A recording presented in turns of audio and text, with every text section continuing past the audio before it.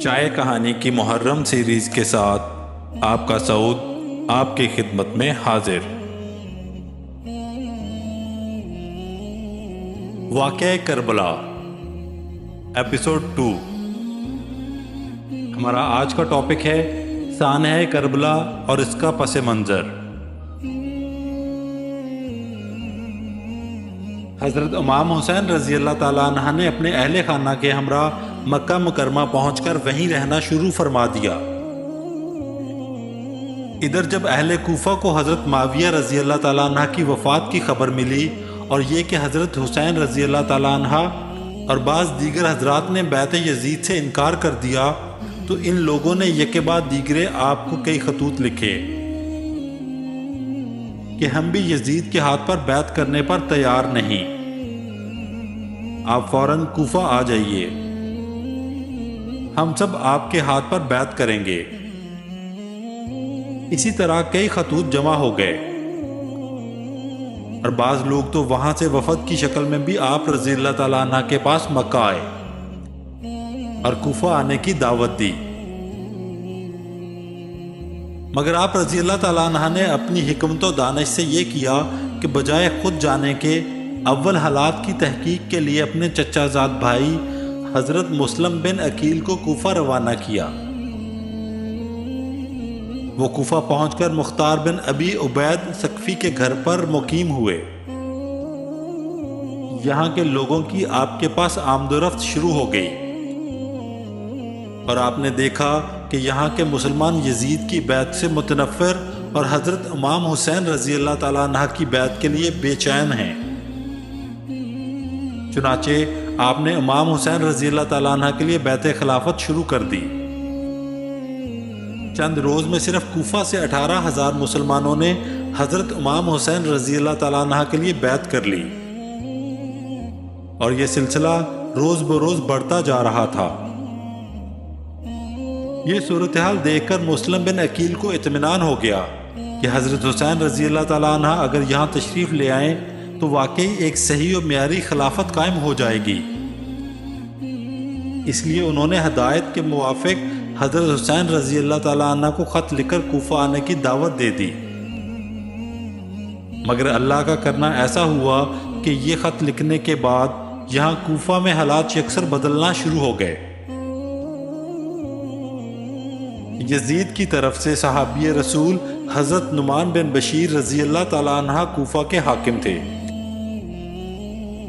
اور یہ اہل بیت کے معاملہ میں چونکہ ہمدرد اور نرم تھے، اس لیے یزید نے ان کو ہٹا کر بصرہ کے گورنر عبید اللہ بن زید کو بصرہ اور کوفہ دونوں کا حاکم بنا دیا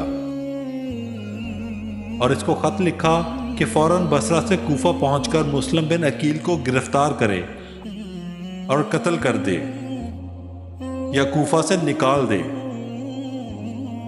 جیسے ہی یہ خط ملا تو ابن زیاد اپنے ساتھ مسلم بن عمر بحالی اور شریک بن اور کو لے کر کوفہ کی طرف روانہ ہو گئے۔ کوفہ پہنچتے ہی اگلے روز صبح ہی ابن زیاد نے اہل کوفہ کو جمع کر کے ایک سخت تقریر کی، جس میں اس نے اپنی مخالفت و بغاوت کرنے والوں کو بہت ڈرایا۔ ادھر مسلم بن عقیل جو اب تک مختار بن ابی عبید کے گھر مقیم تھے، ان کو جب ابن زیاد کی اس تقریر کا علم ہوا تو وہ مخبری کے ڈر سے ان کا گھر چھوڑ کر ہانی بن عروہ کے گھر آ گئے۔ شریک بن اور جو کہ ابن زیاد کے ساتھ بصرہ سے کوفہ آیا تھا، مگر اہل بیت سے محبت رکھنے کے سبب ابن زیاد سے جدا ہو کر ہانی بن عروہ کا مہمان اور ہمراز ہو گیا تھا۔ یہ بیمار پڑا تو ابن زیاد نے پیغام بھیجا کہ آج شام کو میں شریک بن اور کی عیادت کے لیے آؤں گا۔ شریک بن اور نے اس موقع کو غنیمت جان کر مسلم بن عقیل سے کہا، یہ فاسق و فاجر آج شام کو میری عیادت کے لیے آنے والا ہے، جب یہ آ کر بیٹھے تو آپ چپکے سے اس پر حملہ کر کے اسے قتل کر دیں، اور یاد رکھنا کہ اس موقع کو ہاتھ سے نہ جانے دینا۔ شام کو ابن زیاد آیا اور کافی دیر بیٹھا رہا، مگر مسلم بن عقیل نے اسے قتل نہ کیا۔ جب وہ چلا گیا تو شریک بن ایور نے مسلم بن عقیل سے پوچھا کہ آپ نے کس وجہ سے اس کو قتل نہیں کیا؟ آپ نے فرمایا میں اس حدیث شریف کی وجہ سے رک گیا کہ رسول اللہ صلی اللہ علیہ وآلہ وسلم کا فرمان ہے ایمان ہیلا کے ساتھ اچانک قتل کرنے سے منع کرتا ہے، لہٰذا کسی مومن کے لیے جائز نہیں کہ وہ کسی مومن کو بہانے سے اچانک قتل کر دے۔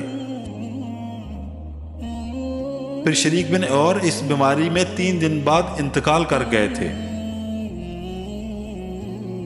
یہاں ایک بات قابل ملاحظہ ہے کہ مسلم بن عقیل کو جس شخص یعنی ابن زیاد کے ہاتھوں اپنی موت سامنے نظر آ رہی ہے کہ وہ جب سے آیا ہے ان کو تلاش کروا رہا تھا، وہ اس طرح ان کے قابو میں ہے کہ بیٹھے بیٹھے اسے ختم کر سکتے ہیں، مگر اہل حق اور خصوصاً اہل بیت کی ان مقدس ہستیوں کی اتباع سنت دیکھیے کہ اس وقت بھی ان کا ہاتھ نہیں اٹھتا۔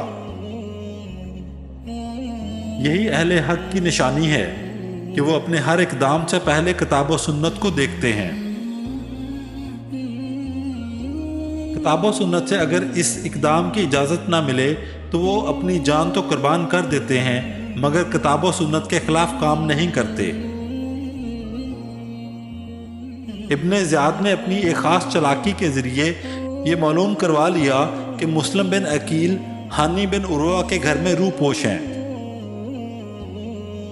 چنانچہ ابن زیاد نے ہانی بن عروہ کو اپنے دربار میں حاضر کرایا اور اس پر بہت تشدد کیا۔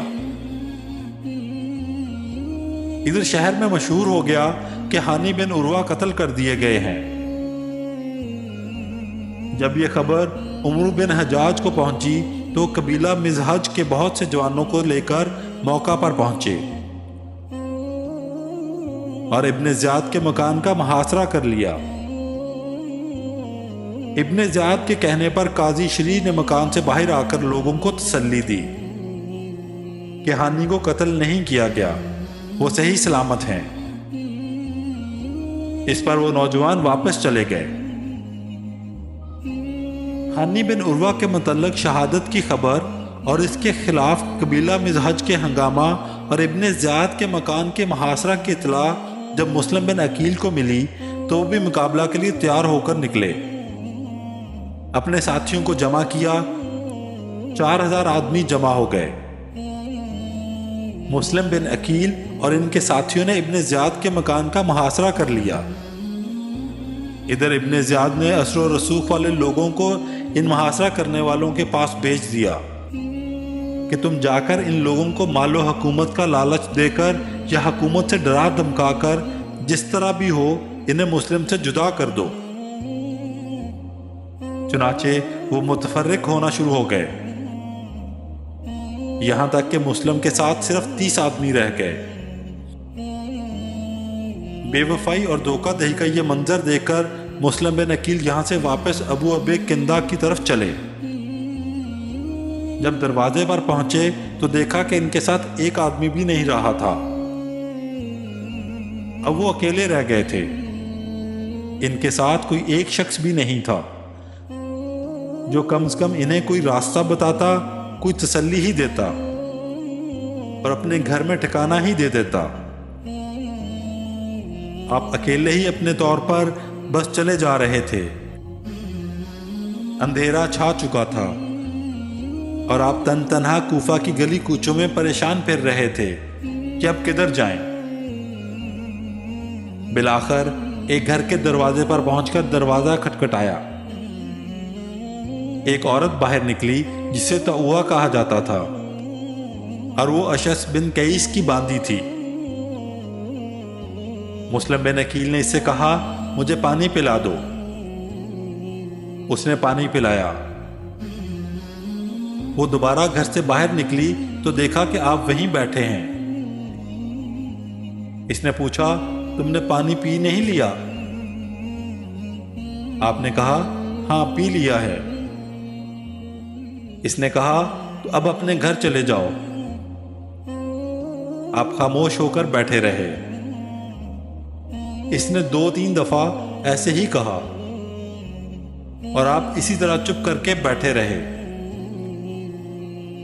وہ کہنے لگی، سبحان اللہ، اللہ کے بندے، اللہ تمہارا بھلا کرے، اٹھو اپنے گھر جاؤ، کیونکہ تمہارا اس طرح میرے دروازے پر بیٹھنا درست نہیں، اور نہ ہی میں تمہیں اس کی اجازت دیتی ہوں۔ آپ اٹھے اور اسے کہا، اللہ کی بندی، اس شہر میں میرا نہ کوئی گھر ہے اور نہ خاندان، تو کیا تم میرے ساتھ کوئی بھلا اور احسان کر سکتی ہو کہ مجھ بے یار و مددگار پردیسی کو کوئی ٹھکانہ دے دو؟ اس نے کہا، کیا مطلب؟ آپ نے کہا، میں مسلم بن عقیل ہوں، ان لوگوں نے مجھے جھٹلایا ہے اور مجھے دھوکہ دیا ہے۔ اس نے حیرت سے پوچھا، مسلم بن عقیل تم ہو؟ آپ نے جواب دیا، جی ہاں۔ اس کے بعد اس نے آپ کو گھر میں ٹھکانہ بھی دیا اور بستر اور کھانا بھی دیا۔ ابھی تھوڑی ہی دیر گزری تھی کہ اس کا بیٹا بلال، جو لوگوں کے ساتھ اسی ہنگامہ میں باہر گیا ہوا تھا، واپس آ گیا۔ اس نے دیکھا کہ میری والدہ بار بار کمرے کے اندر آتی جاتی ہیں۔ اس نے سبب پوچھا تو عورت نے اس سے بھی چھپایا، مگر جب اس نے اصرار کیا تو عورت نے اول اس سے پکا عہد لیا کہ کسی کو بتانا نہیں۔ پھر مسلم بن عقیل کے بارے میں بتایا کہ انہوں نے اندر پناہ لی ہوئی ہے۔ ادھر جب ابن زیاد نے دیکھا کہ قصر کا محاصرہ ختم ہو گیا اور لوگ مسلم کو چھوڑ گئے ہیں، تو اس نے شہر کے مرکزی دروازے پر پہرا لگا کر مسلم بن عقیل کو ڈھونڈنے کے لیے گھروں کی تلاشی کرانا شروع کرا دی۔ آخر اس عورت کے مذکورہ بیٹے بلال بن اسد نے مخبری کر کے مسلم بن عقیل کا پتہ بتا دیا۔ چنانچہ ابن زیاد نے انہیں گرفتار کرنے کے لیے محمد بن اشج کی سرکردگی میں 70 سپاہیوں کا ایک دستہ بھیج دیا۔ مسلم بن عقیل نے جب ان کی آوازیں سنی تو تلوار لے کر دروازے پر آ گئے۔ ان سے 2 دفعہ مقابلہ کیا اور ان سب کو پیچھے بھگا دیا۔ بالآخر گرفتار کر لیے گئے، اور گرفتاری کے حالات میں جب ان کے ساتھ جا رہے تھے تو راستے میں آنکھوں سے آنسو جاری ہو گئے۔ یہ دیکھ کر ان کے مخالفین میں سے ایک آدمی نے کہا، مسلم، جو لوگ ایسا اقدام کرتے ہیں جو تم نے کیا ہے، وہ جب پکڑے جائیں تو رویا نہیں کرتے۔ ابن عقیل نے فرمایا،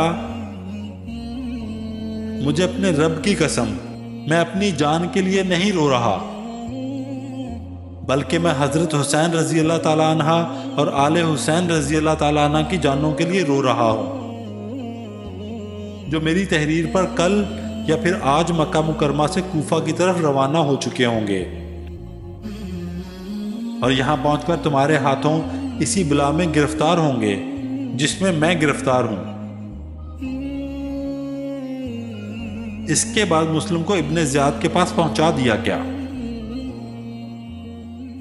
ابن زیاد نے حکم جاری کر دیا کہ اسے قصر امارت یعنی ابن زیاد کے محل کی اوپر والی مندر پر لے جاؤ اور سر کاٹ کر نیچے پھینک دو۔ سیدنا حضرت مسلم بن عقیل اوپر لے جائے گئے۔ وہ تسبیح و استغفار پڑھتے ہوئے اوپر پہنچے، اور بدبخت ابن زیاد کے حکم کے موافق ان کو شہید کر کے نیچے ڈال دیا گیا۔ انا للہ و انا الیہ راجعون۔ ان کے قتل کرنے کے بعد ہانی بن عروہ کو بھی بازار میں لے جا کر قتل کر دیا گیا۔ ابن زیاد نے ان دونوں کے سر کاٹ کر یزید کے پاس بھیج دیے۔ یزید نے شکریہ کا خط لکھا اور ساتھ ہی یہ بھی لکھا کہ مجھے خبر ملی ہے کہ حسین عراق کے قریب پہنچ گئے ہیں، اس لیے جاسوس اور خفیہ نمائندے سارے شہر میں پھیلا دو، اور جس پر ذرا بھی حسین کی تائید کا شبہ ہو اس کو قید کر لو، مگر جو شخص تم سے لڑائی پر اتر آئے اس کے علاوہ اور کسی کو قتل نہ کرو۔ ادھر حضرت امام حسین رضی اللہ تعالیٰ عنہ کے پاس اہل کوفہ کے 150 خطوط اور بہت سے وفود پہلے پہنچ چکے تھے۔ پھر مسلم بن عقیل نے وہاں کے 18,000 مسلمانوں کی بیعت کی خبر کے ساتھ ان کو کوفہ کے لیے دعوت دے دی۔ تو حضرت حسین رضی اللہ تعالیٰ عنہ نے کوفہ جانے کا عزم کر لیا۔ جب یہ خبر لوگوں میں مشہور ہوئی تو بہت سارے حضرات نے آ کر ان کو کوفہ جانے سے منع کیا۔ ان حضرات کا کہنا تھا کہ اہل عراق کو کوفہ کے وعدے اور ان کی بیعت قابل بھروسہ نہیں ہے۔ یہ لوگ قدیم سے عہد شکن اور بے وفا چلے آ رہے ہیں، اس لیے وہاں جانے کا فائدہ شاید حاصل نہ ہو سکے گا، لہٰذا آپ کو وہاں نہیں جانا چاہیے۔ مگر حضرت عبداللہ بن زبیر رضی اللہ تعالیٰ عنہ کی رائے جانے کی تھی۔ ان کا منشا شاید یہ تھا کہ اہل عراق حضرت حسین رضی اللہ تعالیٰ عنہ کے اہل بیت اور خاص طور پر نواسہ رسول ہونے کی نسبت سے آپ رضی اللہ تعالیٰ عنہ کے ہاتھ پر دل و جان سے بیعت کر لیں گے۔ اس طرح حضرت امام حسین کے ذریعے ایک صحیح اسلامی خلافت کا قیام جلد اور بآسانی وجود میں آ جائے گا۔ خاص طور پر حضرت عبداللہ بن عباس رضی اللہ تعالیٰ عنہ نہایت ہمدردی کے لہجہ میں حضرت حسین رضی اللہ تعالیٰ عنہ کو 2 مرتبہ مشورہ دیا کہ آپ نہ جائیں، اہل کوفہ عہد شکن لوگ ہیں۔ مگر امام حسین رضی اللہ تعالیٰ عنہ اپنے نزدیک وقت کی ایک اہم ضرورت سمجھ کر رضائے الہی کے لیے عزم کر چکے تھے۔ مشورہ دینے والوں نے ان کو ممکنہ خطرات سے آگاہ کیا، لیکن مقصد کی اہمیت نے ان کو خطرات کا مقابلہ کرنے کے لیے آمادہ کیا اور پیچھے ہٹنے کی بجائے آگے بڑھنے پر اکسایا۔ بالآخر 8 ذی الحجہ 60 ہجری کو آپ مکہ مکرمہ سے کوفہ کے لیے روانہ ہو گئے۔ حضرت عبداللہ بن جعفر رضی اللہ تعالیٰ عنہ کو جب آپ کی روانگی کا علم ہوا تو انہوں نے اپنے بیٹے کے ہاتھ حضرت حسین رضی اللہ تعالیٰ عنہ کو خط روانہ کیا کہ جس میں ان کو مکہ واپسی کا مشورہ دیا۔ جب یہ خط حضرت حسین رضی اللہ تعالیٰ عنہ کو پہنچایا گیا تو آپ نے اپنے اس عزم کو کوفہ کو اسی طرح برقرار رکھا اور اپنے اس عزم کی ایک اور وجہ بھی بیان کی کہ میں نے رسول اللہ صلی اللہ علیہ وآلہ وسلم کو خواب میں دیکھا ہے، مجھے آپ صلی اللہ علیہ وآلہ وسلم کی طرف سے حکم دیا گیا ہے، میں اس حکم کی بجا آوری کی طرف جا رہا ہوں، خواہ مجھ پر کچھ بھی گزر جائے۔ بالآخر کسی چیز نے امام حسین رضی اللہ تعالیٰ عنہ کے عزم و مصام میں کوئی کمزوری پیدا نہ کی اور وہ کوفہ کے لیے روانہ ہو گئے۔ ابن زیاد جو کہ کوفہ پر اس لیے حاکم مقرر کیا گیا تھا کہ وہ امام حسین رضی اللہ تعالیٰ عنہ کے مقابلہ میں سخت سمجھا گیا تھا، اس کو جب حضرت حسین رضی اللہ تعالیٰ عنہ کی روانگی کی اطلاع ملی تو اس نے اپنی پولیس کے افسر حسین بن نمیر کو آگے بھیجا کہ قدسیہ پہنچ کر مقابلہ کے انتظامات مکمل کرے۔ حضرت حسین رضی اللہ تعالیٰ عنہ اور ان کے وفادار ساتھی سفر طے کر رہے تھے اور ادھر حسین بن نمیر نے حر بن یزید کو 1000 سواروں کی فوج دے کر آپ رضی اللہ تعالیٰ عنہ کے مقابلہ کے لیے قدسیہ سے آپ کی طرف روانہ کر دیا تھا۔ چنانچہ حر بن یزید اور اس کا لشکر آ کر حضرت حسین رضی اللہ تعالیٰ عنہ کے مقابلہ میں ٹھہر گئے۔ حر نے کہا، مجھے آپ سے جنگ کرنے کا حکم نہیں دیا گیا، بلکہ یہ حکم ہے کہ میں آپ سے اس وقت تک جدا نہ ہوں جب تک آپ کو کوفہ نہ پہنچا دوں۔ حر ماں اپنے لشکر کے حضرت حسین رضی اللہ تعالیٰ عنہ کے ساتھ ساتھ چلتا رہا۔ اسی اثناء میں حضرت حسین رضی اللہ تعالیٰ عنہ نے ایک اہم تقریر کی جو حضرت حسین رضی اللہ تعالیٰ عنہ کے اس سفر کوفہ کی غرض واضح کرتی ہے۔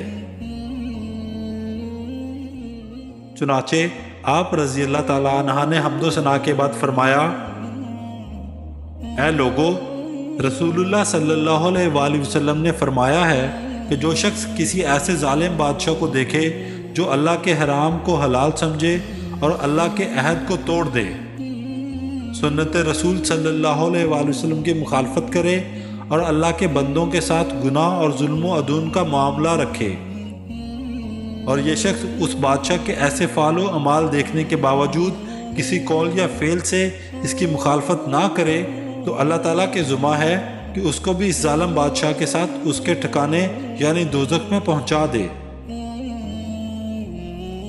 اور آپ کو یہ بھی معلوم ہے کہ یزید اور اس کے امراء و حکام نے شیطان کی پیروی کو اختیار کر رکھا ہے، رحمان کی اطاعت کو چھوڑ رکھا ہے، زمین میں فساد پھیلا دیا ہے،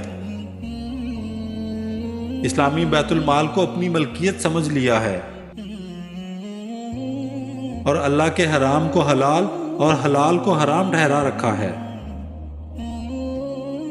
یہ دونوں لشکر جب مقام نیونوی تک پہنچے تو ابن زیاد کی طرف سے ایک قاصد حر بن یزید کے پاس اس کا خط لایا، جس میں لکھا تھا، جس وقت تمہیں میرا یہ خط ملے تو حسین پر میدان تنگ کر دو اور ان کو کھلے میدان کے سوا کسی پناہ کی جگہ میں نہ اترنے دو، اور ایسے مقام کی طرف لے جاؤ جہاں پانی نہ ہو۔ پیچھے سے ابن زیاد نے عمر بن سعد کو 4000 فوج کے ساتھ مقابلہ کے لیے بھیج دیا، اور عمر بن سعد کو یہ حکم بھی دیا کہ حسین اور ان کے ساتھیوں پر پانی بالکل بند کر دو۔